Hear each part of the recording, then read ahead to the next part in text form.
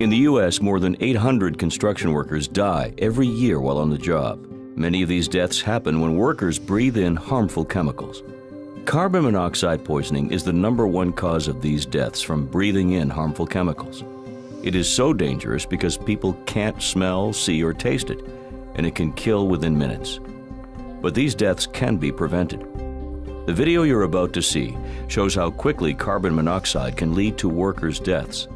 The video will also show what employers must do to assure that this work can be done more safely. Employers have a responsibility to provide a safe workplace and required protective equipment. You'll see that using the right type of protection saves lives. Please be advised, the scenes you're about to see deal with deaths at construction sites and might be disturbing for some people. All scenes are based on true stories. 2 workers were framing and finishing the basement renovation of a 2-story home.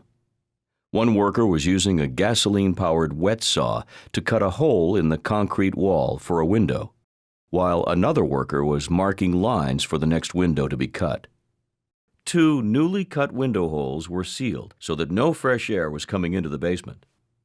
As they worked, exhaust from the wet concrete saw entered the air. Many things were in the exhaust, including carbon monoxide. This very dangerous and deadly gas can't be smelled, seen, or tasted. So the workers didn't know they were being harmed, and because no fresh air was coming into their work area, the amount of carbon monoxide continued to increase as the saw was used. After using the saw on and off for about 3 hours, the worker outlining the new window complained of a headache. She tried to go upstairs and get some fresh air, but she fell to the ground before getting to it. The co-worker turned off the saw and tried to assist her, but he quickly became dizzy and collapsed on the ground also. Co-workers arrived on the scene hours later, but they were too late. Both workers died from carbon monoxide poisoning. Let's look at the events leading up to this tragic incident and see how it could have been prevented. These workers were in a closed-in space where a gasoline-powered concrete saw was being used.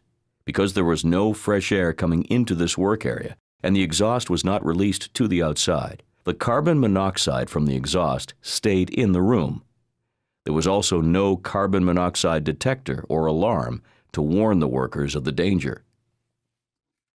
The best way for these workers to stay safe from carbon monoxide poisoning is to not use a gasoline-powered saw.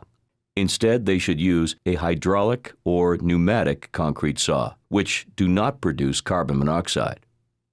Let's take a look again at the workers in the basement.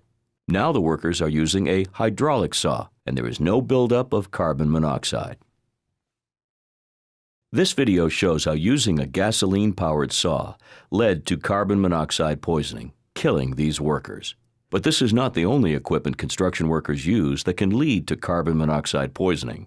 It can happen with other fuel-powered tools.